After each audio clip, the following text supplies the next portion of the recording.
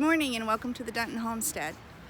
It's been a minute since I've posted a video, and I was asking myself why a couple of days ago, why I'm having a hard time picking up the phone just to record stuff. And I think it's because sometimes I get caught up in the mundane. There's nothing, I feel like there's really nothing to show. The garden definitely is tapped out.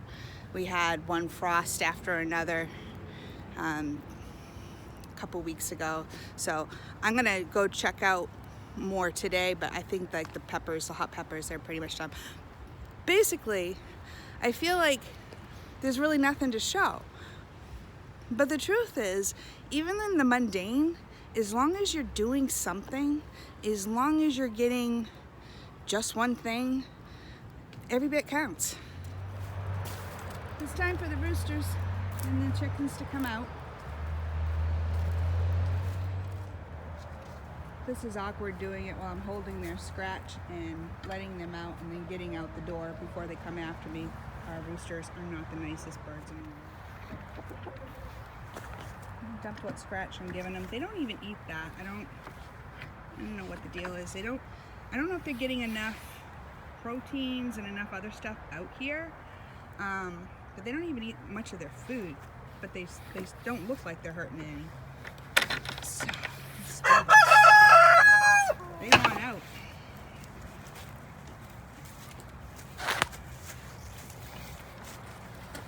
Usually Rocky's the first one to come at me. He's gonna come out. There he is. Apparently he's not gonna come charging at me this morning. Good morning, Rainy. Ooh, Rainy's seeing a little. What's up with you? You used to be nice. That used to be the problem one. No name over there. That one doesn't have a name. As you can see, they don't look like they're starving. So they must be getting enough food just from their environment, because they don't eat a whole lot of their feed.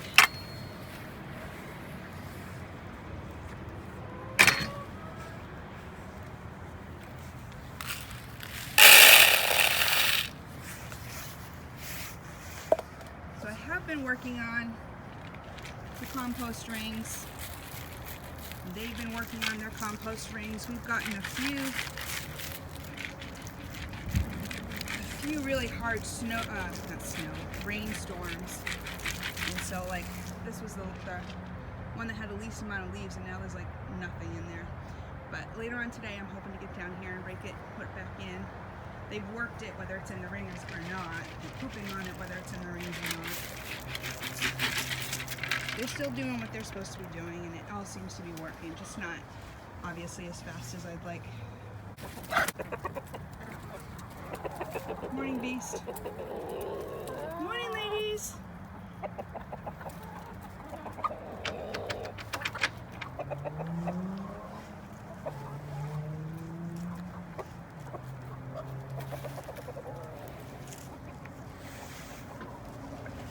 Any more in there?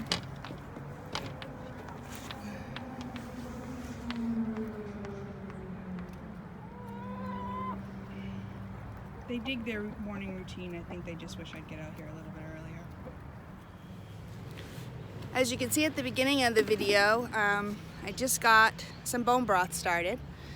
On Thanksgiving night, I grabbed the bones after we picked through all the meat and put all that stuff into containers, threw it all into the crock pot, and about every 8 hours or so, I mean, I don't wake up to do it, but I will drain off like 3 quarts of the broth and then add more water to it. And I did that all throughout the weekend, and this morning I unplugged it and got the broth started. Speaking of the mundane, it's trash day. So I'm trying to change my mindset on the mundane. Because basically when you look at our lives as a whole, we spend a whole lot of time doing the mundane. So as long as you're being productive, as long as you're doing something to move forward towards your goals, then you're on target. So just try and change the mindset of it and not be overwhelmed. Sometimes you get overwhelmed with the mundane. Those dishes never stop, the laundry never stops. Seasons are gonna change whether you're ready for it or not. And the trash needs to be brought out.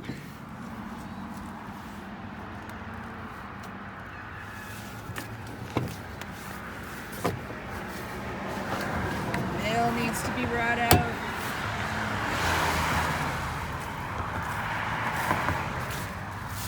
So, 2 of the last 3 weeks, Rick spent in New Hampshire hunting. Went back to his old stomping grounds. He was able to bring back 1 large and 1 small deer. So we have new red meat, new protein in our freezer, which is a blessing. He has yet to really do any hunting in North Carolina. He has sat out back with his bow. We're too close to civilization for him to actually be able to use his gun here at home. But so far, nothing. I think the hunting season still goes on for another couple months, so there's time.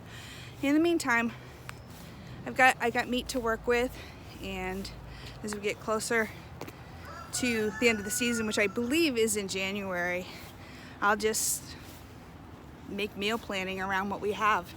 I don't spend a whole lot of money on red meat. I just don't. Anything you can do with beef burger, you can do with deer. And Rick's a pretty good cook, and after 37 years, I'm learning. It looks like what's left in the garden is some potential broccoli and Brussels sprouts. The peppers really did come to an end with the frost. So at some point I need to get out and cut them down and throw the plants into a compost that I expect to take longer, and continuing to try and prep this bed for next year. As you can see, although peppers are pretty frost tolerant, like the first couple frosts they did fine. They just didn't make it after that, which is a shame. I wish I had gotten out here and picked off what was out here, but that's fine. Tomorrow's another year, and we got an awesome harvest off of them. So I do have some little broccoli starting. Pretty excited about that. I didn't plant too many of those plants. My peas were kind of a disappointment. Not a whole lot going on there, and I don't expect to at this point. There's the habaneros, what's left of them, some green peppers. Well, they had started turning red. Wish I had gotten those. And over here, my cayenne. I had much better. There's a chili pepper. I wonder if that's any good or if that's done. Yeah, it's yucky. Got so much more from cayenne last year. I need to make a point to plant more and baby them so that they actually come up. I like cayenne's my favorite hot pepper because it's not really hot and it's very medicinal. Those are the carrots. I believe I planted those like in June. There's probably going to be enough for another meal in there.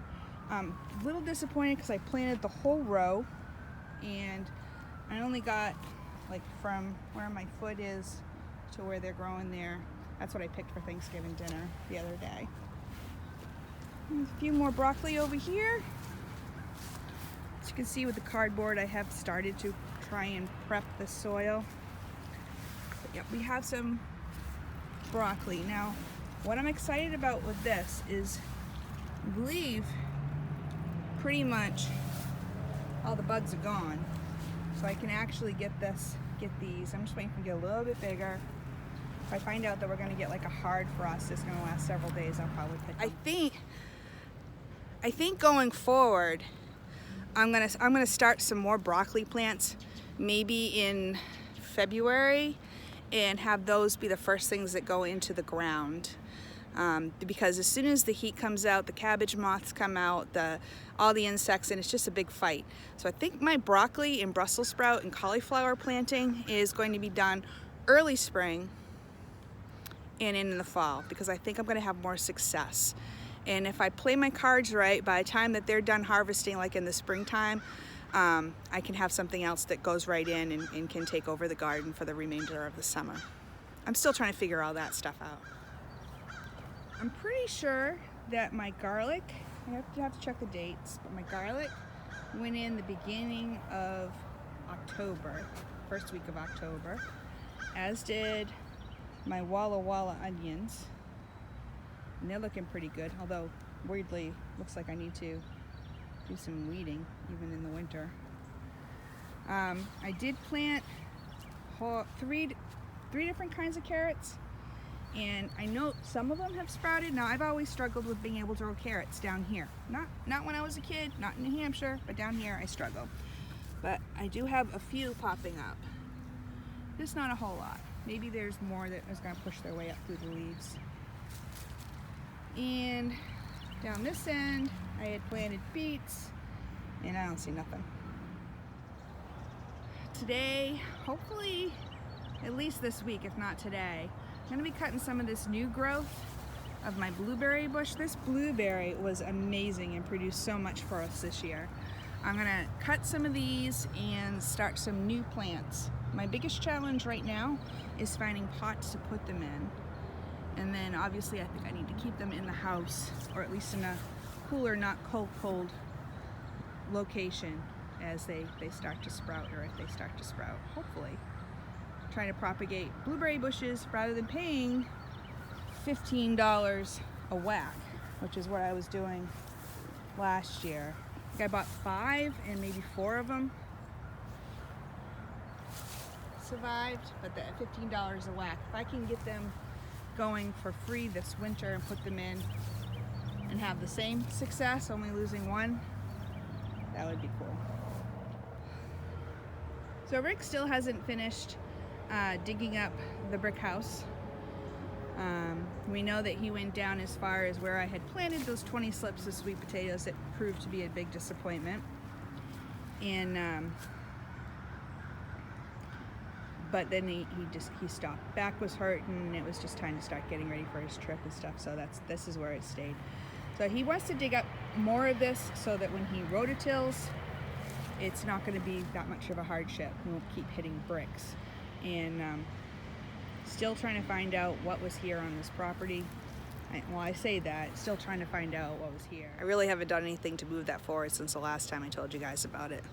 And going down to the Historical Society and not being able to get anywhere close to the building, and they were closed anyway.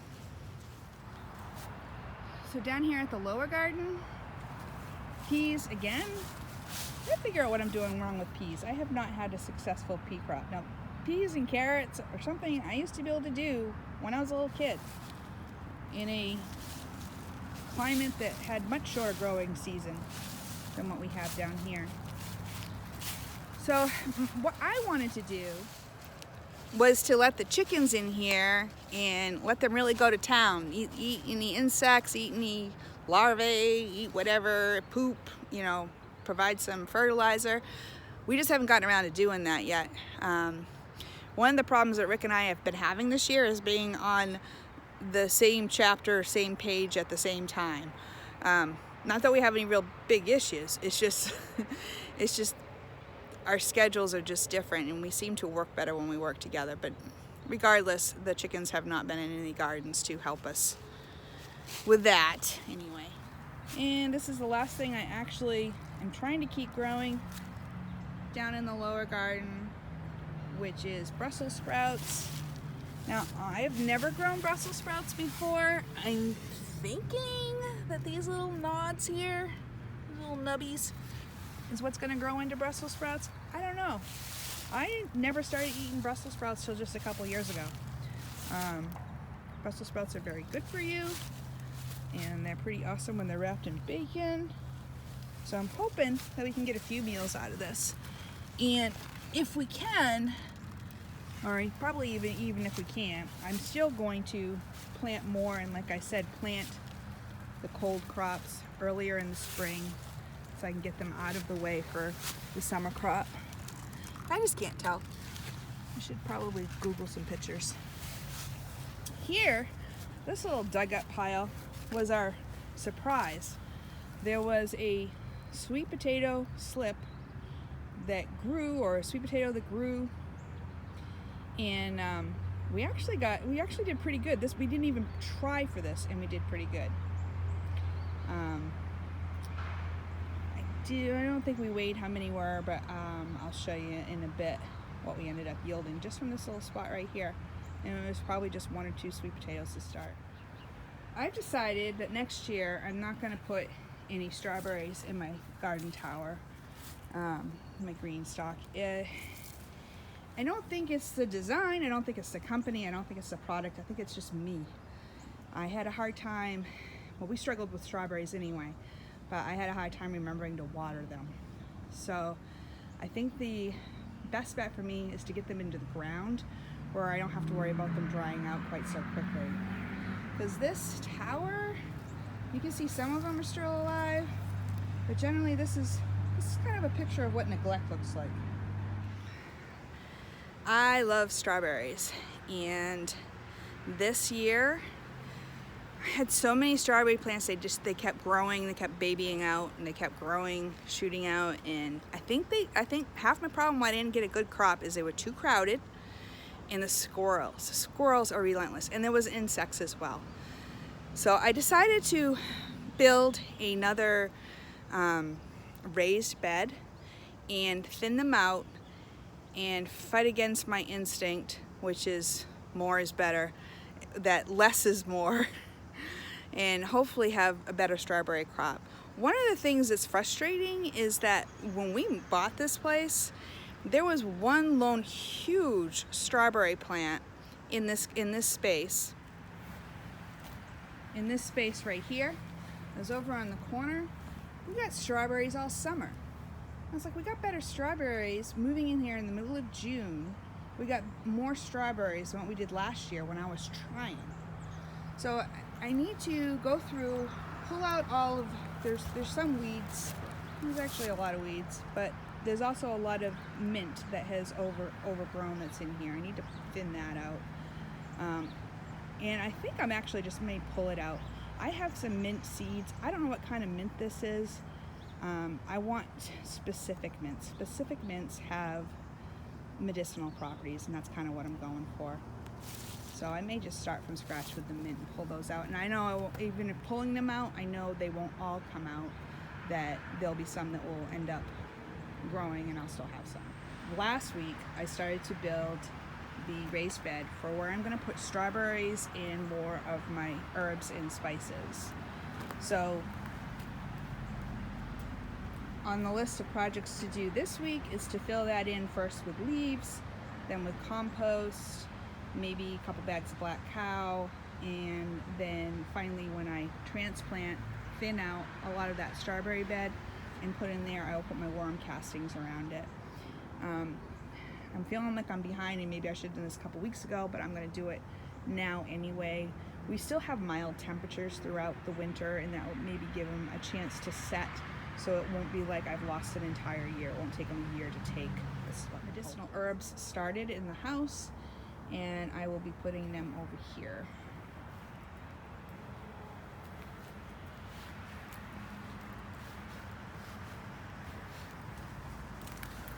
This is where I had for an herb garden, and a little bit on the other side of the house, just a few pots this year, and it did fairly well. So I'm thinking, because it's the same side of the house, I'm hoping that things that I put over there will do just as well. Things I've put in the ground over there necessarily have not done well, and I believe that is just because I didn't do enough to treat the soil. Soil is a living thing, and you got to take care of it. You got to put things into it if you want to get things out of it, and if you neglect it, it kind of ruins the whole structure of it. So that is kind of what's on the plan for this week. Take in and show you some of the herbs that I've got started. So I started a few flats of herbs a few weeks back. Some of them 1027 is when I first started them. So I'm not sure if I'm going to pronounce this right, but this is what seems to be going well so far. fenugreek. I think that's what they're Greek. Yeah, Greek. That seems to be doing okay. And then marshmallow seems to be doing okay. I started these like a week later. I got 2 different kinds of calendula, which are very medicinal, and some hyssop. And pardon me if I'm pronouncing them wrong. Over here, I have my marigolds that have been soaking in oil.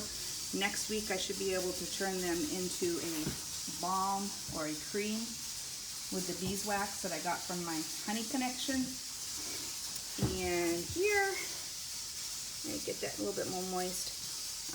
The ginger that I grew this year, I put in here hoping to be able to avoid a trip to a organic store and be able to use my own ginger to grow more ginger. So I just started some seeds the other day.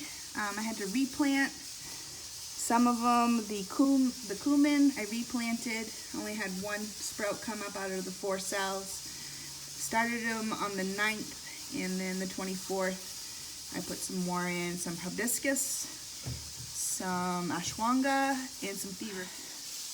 At this point, I'm just going to be starting a flat, and then as soon as the roots start poking through the cells, then I will up pot them, make room in my window here till it's warm, and try to keep them alive until spring, till it's safe to put them outside. And I'm just going to keep doing that. In January and February is when I'll be starting the vegetables that will be going in the garden. So I'm just trying to get the spices and the herbs, medicinal herbs is what I'm focusing on. I'm just trying to get them out of the way because they kind of got forgotten last year. I wanted to do it, but from February on, I think life just got too crazy with taking care of my mom. Freeze dry is quiet right now. I will be getting a load in there today. I think on the agenda today will be apples and bone meal.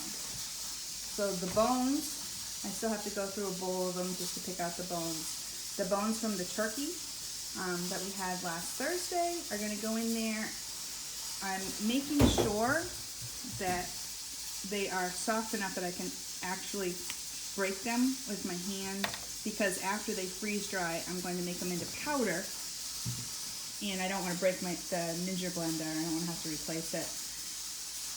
And then what I do is I put it into a shaker and add it to my dog's food for bone meal, which is good for them.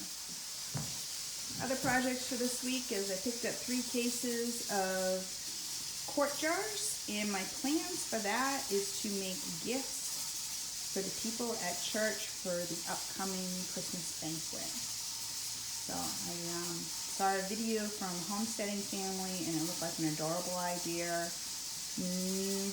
I was going to say not too expensive, but I'll figure all that out after. I figured out what I could spend anyway. So, but that's on the agenda also. The herbs that I'm growing this year are medicinal in nature, is what I'm going for.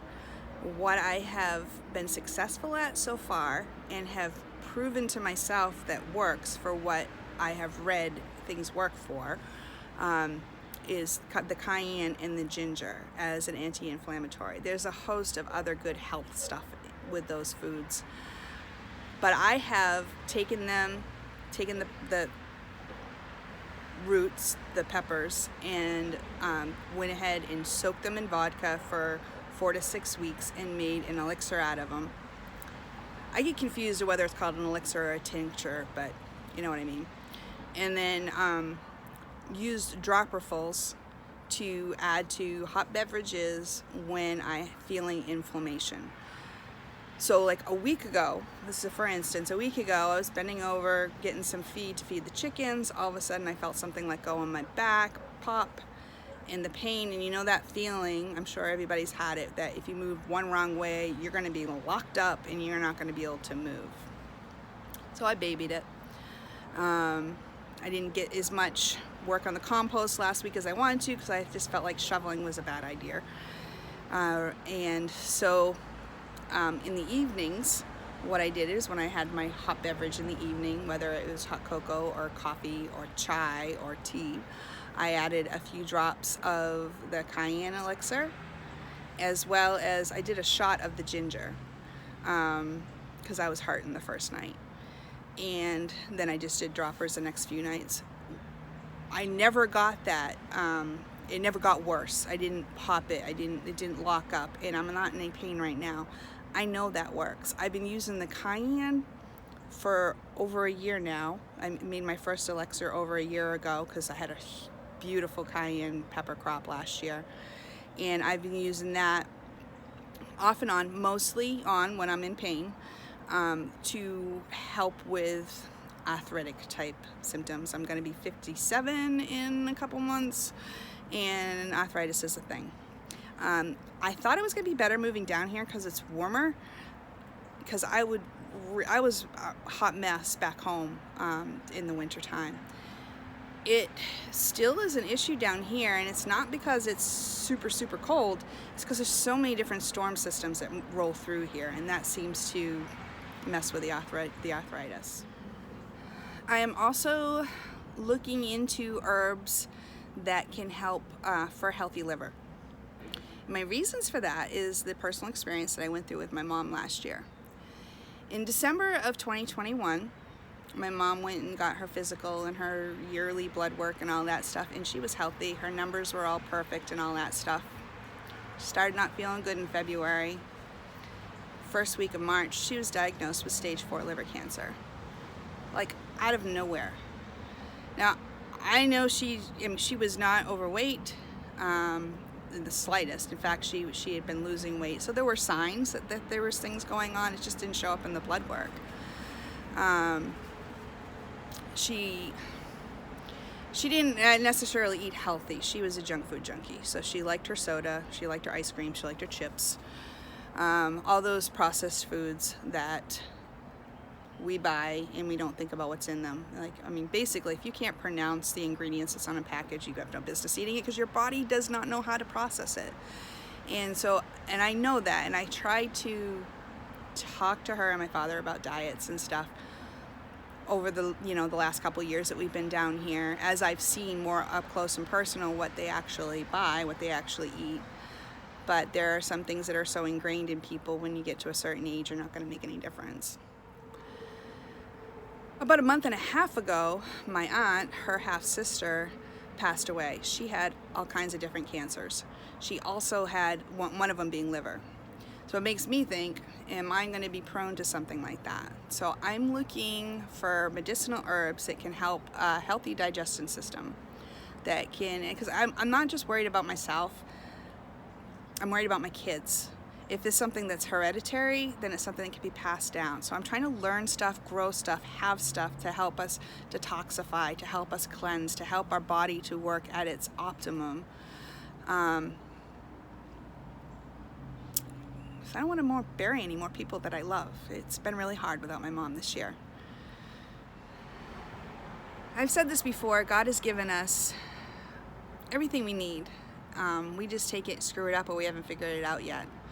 And so I'm just trying to figure it out. I'm trying to learn from people on YouTube that know way more than I do. I'm trying to plant the things that I can plant in the climate that I have, the zone that I have, and then use it and incorporate it into our diets. One of the things I've got growing in there is marshmallow. It's not the marshmallow we put in our hot cocoa. I've never heard of it before, so I don't know. I'm not even sure what I'm supposed to do with it. I'm thinking it's like an elixir. When I get to the point, like in the middle of the summer, and it looks like I have to do something with it, then I will do more extensive research on it. When I got the plague, the beginning of August, I was wondering if one of the long-term effects was going to be something that was going to affect me. About a year ago, a friend of mine had gotten the plague in the early summer, and she had told me that her hair started falling out, like a lot. And she's not like a super glamour girl where she's particularly vain. I mean, but everybody wants hair on their head. So I had started doing some research, and the plague does have one of the things that go along with it is people losing their hair, and apparently there's another word for it, and it's not something that's new that just came along with this thing that came to our shore. It's something that can happen with any amount of trauma. When trauma happens, so you can like a severe trauma. So trauma emotionally, trauma physically. I wouldn't be able to pronounce the word. Our girlfriend of mine explained it to me the other night. Something that she's gone through over the years. She gets pneumonia a lot, and it's too much on her body, and she just starts shedding. So the beginning of November, I started shedding. Without being melodramatic about it, I can honestly say I've probably lost 20 to 30% of my hair. My hair is normally very thick. Probably takes me 20 minutes to flatten iron. It takes me about 5 now. So I had started growing, well, I started looking for the seeds when my friend had told me about the issue she was having a year ago. But then with Mom getting sick, whatever I had started just died. I never got it in there. I wasn't able to get it to grow. So I'm trying again this year for mine. I'm hoping that it works. In the meantime, I bought some vitamins that are for hair and nails to help promote new growth, because I've been assured by the friend I talked to the other night that for every hair that's falling out, there's a new baby hair underneath. So I just want to make way for our body to work the way it's supposed to by giving it things like vitamin E, and there's mint, there's rosemary, there's other good stuff. And until I have a good crop of that to be able to make that stuff for myself, I'm relying on having to buy it. And so that's what I'm doing. It is the next day. And the day got away from me before I could close out the video yesterday. And I got home today and just decided to look at the weather app, and it's supposed to rain tonight and into tomorrow morning. So I'm trying to get done the things that I wanted to do in the morning, which was fill the new strawberry bed that I had built, and try to get some other things, because once the leaves and the compost get all wet, it just makes it harder. So I've been working on that for like the last half hour or so. I have the bed all filled up with leaves, and now I am about ready to do at least one layer, hopefully a couple inches. I don't know how many loads I'm going to do before I run out of daylight, of compost that I actually started last year. Rick and I started it, I think it was last year. And it's broken down really well. So I'm going to go ahead and put that on as a layer, and then call it a night, let the rain happen and push it down. What I don't want to do, this is a mistake I've made in the past, back when I lived in New Hampshire, is I had filled it up in all, as the leaves and as the compost and the dirt all settles, that say it's down a couple inches, then you get the strawberry plants. And I had a lot of problems with mold issues because there was no way for it to air, because you had the walls of the raised bed was preventing airflow. And I probably had them overcrowded too, knowing me. So I really want to try and keep this level, which is going to be challenging to do, I think, once I put the plants in. But it's just something I had to remind myself to keep an eye on it. This here is actually the first compost pile that I started after we moved here. So this was started probably July 2020. And then we discovered YouTube University and better ways of doing things. So Rick and I started another one. And this is the one that we started and kept up on it for the most part. Through the winter we didn't turn it as much, but I mean, if you leave it alone, eventually it'll just do its thing anyway. So this is very rich, and as I've been cannot find a wheelbarrow anyway, so I am shoveling it into these pots and I'm using this baby stroller to lug it up to the strawberry bed. But as I've been digging it, there were, probably not gonna find it now because it's gonna make a liar out of me, but there were so many worms in here, which is a good sign. I didn't get as much done as I wanted to get done. Delivery guy came and we just started talking. So apparently he was gonna buy this house, or looked at this house to buy a couple years ago. So anyway, that wraps up for now. We'll talk to you again soon. Be a blessing and be blessed.